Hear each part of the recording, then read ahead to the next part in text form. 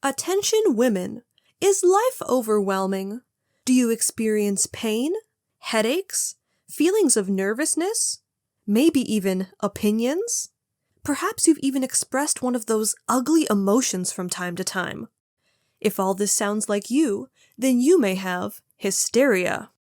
What is hysteria, you might ask? Well, if you were a woman and you lived in pretty much any time period before the mid-1900s, then this was a very real condition that you could end up diagnosed with.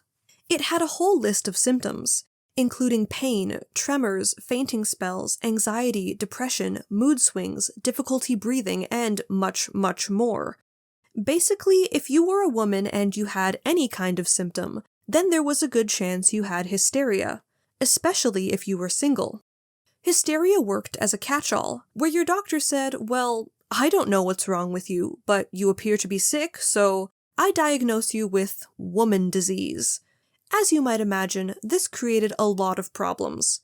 Ladies and gentlemen, this is Historidame, and today, we're going to be diving into the complicated history of hysteria.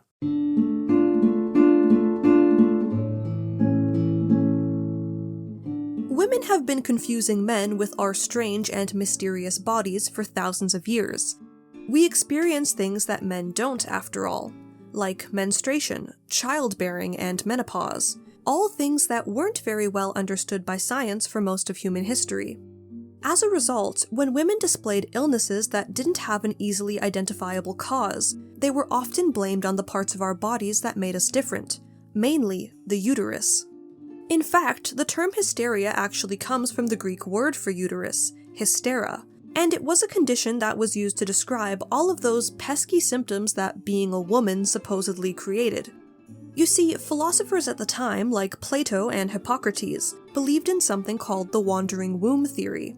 They viewed the uterus as a living creature, one which could wander around the body and wreak havoc on the other organs, making you sick. The uterus supposedly did this because it wanted to fulfill its biological purpose of bearing children, and it got angry when it wasn't being put to good use. It was because of this reasoning that young unmarried women, or widows, were usually the ones that ended up being slapped with the hysteria label, and the only way to cure them was to get the uterus back into its rightful place. This could be done in one of two ways. The most common solution was the recommended treatment of marriage and childbearing. If this wasn't possible, or the symptoms of hysteria continued to persist, then a fumigation technique would be used instead, where bad-smelling things would be placed near the mouth and good ones between the legs in order to coax the uterus back to where it belonged. Though both of these treatments sound ridiculous, surprisingly they were found to be rather effective. This is likely because many of the conditions that were mistaken for hysteria often had to do with regular symptoms of menstruation or anxiety. Of course, any menstrual-related problems would stop once you were pregnant, and someone can be shocked out of a panic attack when they are exposed to extreme tastes or smells. Hysteria would continue to be a popular diagnosis for women in the following centuries, though the cause would change depending on who you asked. During the 13th century, with the rise of Christianity, the condition would be viewed as coming not from a physical cause, but rather a spiritual one. Hysteria was a manifestation of women's connection with the devil, since they were viewed to be the weaker sex and more prone to temptation. Women became hysterical when they allowed demonic entities to influence or possess them, and thus exorcism was the best response. By the 1700s, there were all kinds of possible causes for hysteria, including things like polluted air, sexual deprivation, bad habits, demonic possession, and just general female weakness. But most of all, it remained the diagnosis that women would be given when doctors failed to or even refused to take their health seriously.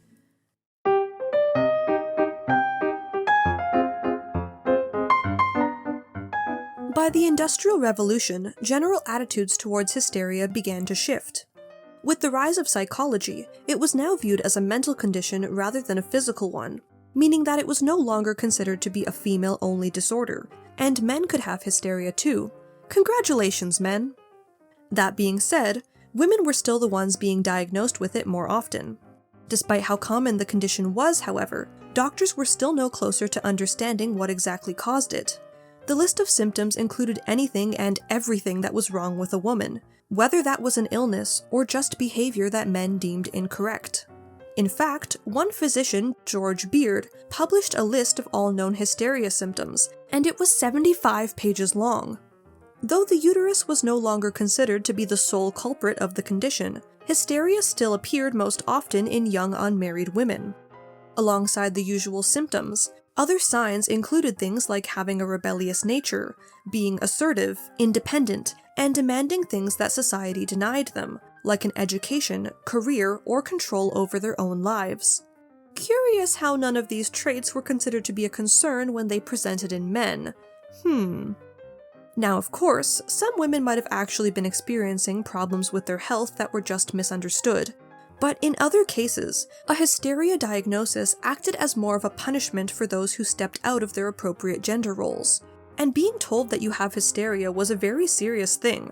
Not only could it get you labeled as mad, which was a dangerous thing to be in the Victorian era, but the so-called treatments for the condition were often extreme, invasive, and humiliating. It seems like every doctor had their own opinions when it came to how hysteria should be handled. Some employed methods of hypnotism, while others recommended hydrotherapy, where treatments like taking ice baths or using water jets to massage the body were thought to calm the nervous system. And many medical professionals still clung to the idea that a woman's reproductive system was at the center of the issue. Some doctors believed that by controlling a woman's sexual behavior, hysteria could be cured. In a lot of cases, marriage and childbearing was still recommended, since it was an easy way to rein in any rebellious behavior or lustful urges. More extreme treatments involved things like shock therapy, bleeding cures, surgery to remove the ovaries, or a clitoridectomy. And perhaps the most controversial treatment of all was the pelvic massage, where doctors would take care of the sexual deprivation issue manually. I won't go into the details here because YouTube definitely isn't going to like that, but let's just say that it did result in the invention of the electric vibrator. But despite all of the violent and humiliating approaches to treating hysteria, as the condition began to be more widely considered a mental illness, things started to change. In the latter half of the century, one treatment that rose to prominence was the rest cure. This approach was pioneered by Silas Weir Mitchell, and involved female patients being confined to bed rest for months at a time. Now, this might not sound so bad at first. I know that in times when I've been stressed, I've definitely appreciated having a lazy day, but women undergoing this treatment would be entirely isolated and confined to their bed, avoiding any kind of activity that could be considered mentally draining. All they could do was sleep, eat, and stare at the walls, waiting for it to be over. As you might imagine, if people were going through problems like anxiety or depression, then having all this time alone to dwell on your thoughts could actually make things worse. In fact, the short story, The Yellow Wallpaper, written by Charlotte Perkins Gilman, was inspired by the author's own experience undergoing the rest cure. And not only is it a fantastic read, but it has some really great horror elements. If you're interested in checking it out, and I highly recommend that you do, I'm going to leave a link in the description.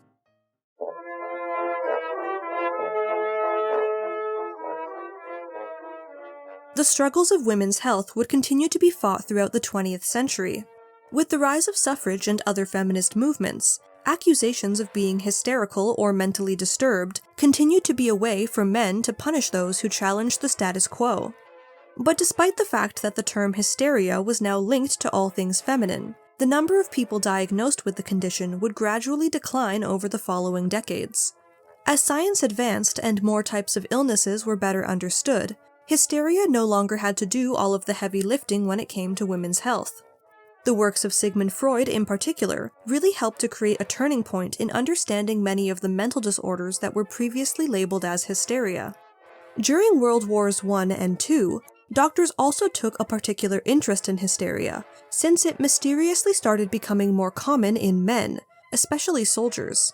This research would also help destigmatize hysteria as a female-only condition, and push doctors to pursue further research to find out what the actual cause of such illnesses was.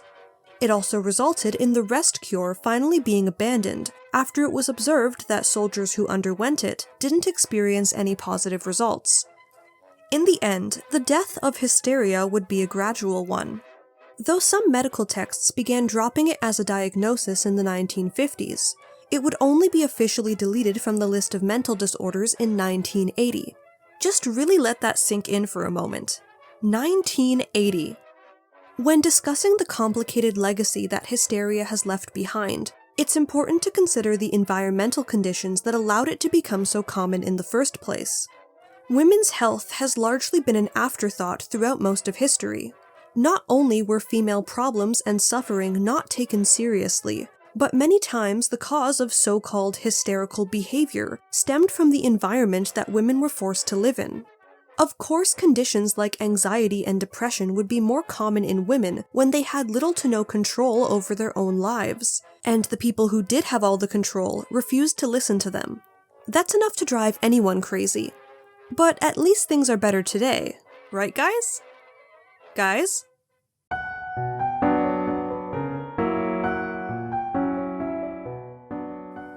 Though hysteria is no longer considered to be a medical condition, its legacy still holds a lasting impact on women's health as a whole. Unfortunately, the image of the hysterical woman is one that is baked into our culture and society. Female patients are more likely to have their medical issues attributed to things like stress or anxiety, and to be accused of being over-emotional or exaggerating their symptoms.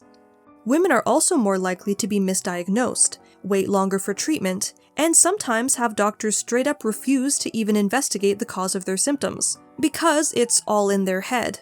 And of course, all of these problems are even worse for women of color. Take a look at something like endometriosis, for example. This is a serious and painful condition that affects an estimated 1 in 10 women around the world. And yet, there is little research on the condition, not much treatment available, and it can take 5 to 10 years to receive a diagnosis. Endometriosis is one of the most common gynecological diseases in women, but many are left to suffer because doctors refuse to consider testing or further investigation, brushing off menstrual pain as something that is normal and expected, even when it can be debilitating. Women who suffer from pain in general are much less likely to be taken seriously by doctors than their male counterparts. In fact, according to a survey done on women who have chronic pain, 83% reported that they experience gender-based discrimination when seeking treatment. As a person who suffers from chronic pain myself, I can confirm that every time I bring up my pain to a doctor, usually the first thing they ask me about is my anxiety, and half the time that ends up being the only thing they want to focus on, rather than the pain I'm experiencing. In some ways, hysteria is still alive and well in our medical system. It's just not called hysteria anymore. While we have made some great strides over the past century, we still have a long way to go in breaking down the systemic issues that allow medical discrimination against women and minorities. We need doctors who will actually listen to female patients. We need to conduct studies on women's diseases and include female participants. And above all, we need to support each other and advocate for ourselves. We are lucky to live in a world where women finally have a voice. It's time to use it. Hey everyone, thank you for watching. If you enjoyed the video, please consider leaving a like or a comment down below. If you want to see more content like this, you can also subscribe to my channel and keep up to date on all the fun history videos of the future. But for now, I bid you farewell.